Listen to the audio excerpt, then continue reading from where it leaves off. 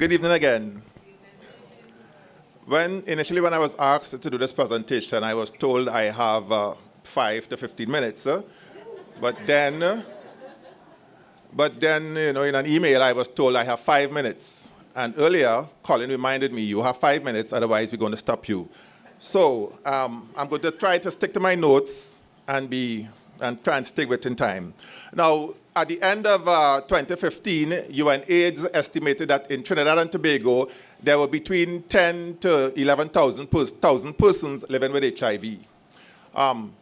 Right now, throughout the island of Trinidad and Tobago, there are 11 treatment sites, 7 adult and 4 pediatric. At the Port of Spain treatment site alone, as of April this year, there are more than 9,000 patients registered at that Port of Spain clinic. So you can imagine how many other persons are registered at the other clinics. Let us also not forget the persons who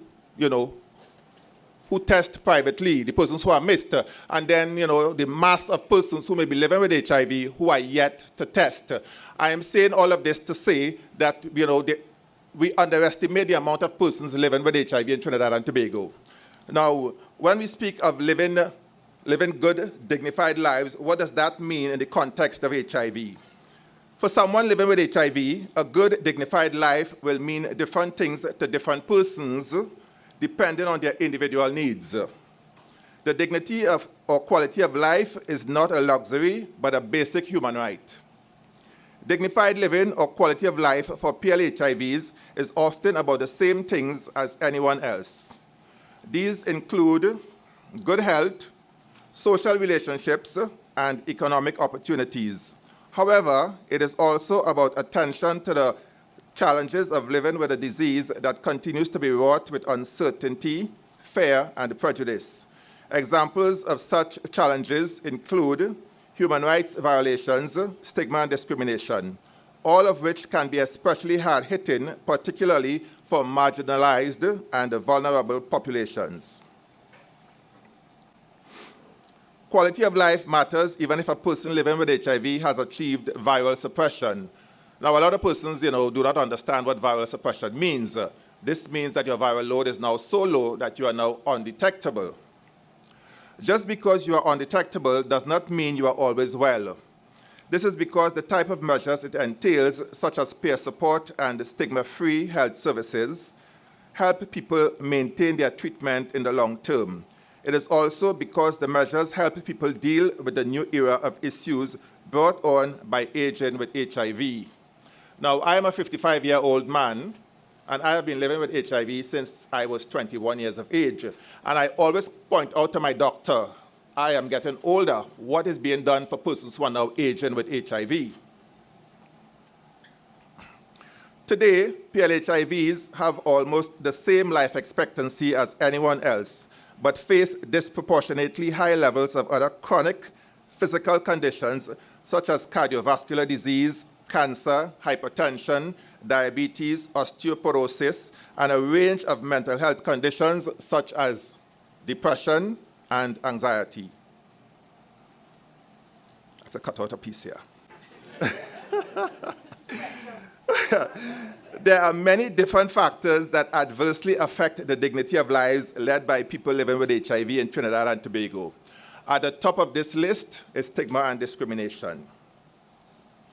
PLHIVs risk discrimination from healthcare providers, insurance and financial institutions, social services, employers, landlords, law enforcement, providers of other goods and services. They risk discrimination from members of their communities and even from family members. This is a very stark reality faced by PLHIVs, and it is for this very reason that many choose not to disclose, not to access treatment and care, and many even are lost to follow-up. Now, towards the end of the 1990s, a lot of persons were leaving Trinidad and going abroad to access care and treatment. I was one of those persons. And in going abroad, we sought treatment at integrated health facilities. It was not until 2003 that ARVs were now readily available free of charge in Trinidad and Tobago. But in order to access the ARVs, it meant having to go to a a standalone HIV clinic. There are many persons with the financial means to access more dignified quality of care, either privately or by going abroad. But the general population of persons living with HIV have no choice but to go to these clinics that have become labeled and stigmatized. Even though HIV is now classified a chronic manageable disease, today in 2019, we are yet to see its treatment integrated into the general health care.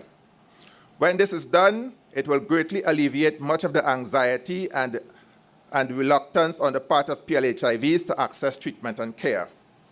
Now, in referencing the Mac-Ewan case in Guyana, where the judge made reference to the cross-dressers, and he told them that they needed Jesus. There are persons from marginalized communities, such as MSMs and the sex workers, who are often told by some healthcare providers that they looked for HIV. They went out looking for HIV, and that they need to go to church and change their lives. This kind of blatant prejudice and discrimination needs to stop. We live in a very lawless society here in Trinidad and Tobago, where far too often persons are not held accountable for their actions.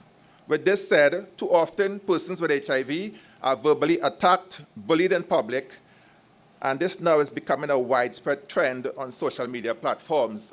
I think I heard the good lady speak about social media platforms. I myself was a victim of, attacks because I was HIV positive in 2016, and it was all over social media on Facebook. And I was speaking to a colleague earlier today, and I said that I was very disappointed that a lot of the NGOs and so forth did not come out to denounce the statements or come, and offer me that kind of support. I found the support more so in the general population, the general public. Persons reached out to me privately on social media. PLHIVs who experience stigma and discrimination are oftentimes not sure about how to seek redress or are reluctant to have their matters addressed for fear of further discrimination or negative reprisals. Some even choose to withdraw from community, social activities, and sometimes even from care. Now, in closing, for us to enjoy some level of living dignified lives, there needs to be greater interventions by stakeholders to protect the rights of PLHIVs. These stakeholders include the Office of the Prime Minister, the Ministry of Health and other governmental bodies, the National AIDS Coordinating Committee, the Equal Opportunities Commission, the various CBOs, NGOs, civil societies, and other advocate bodies. I shall rest. Thank you.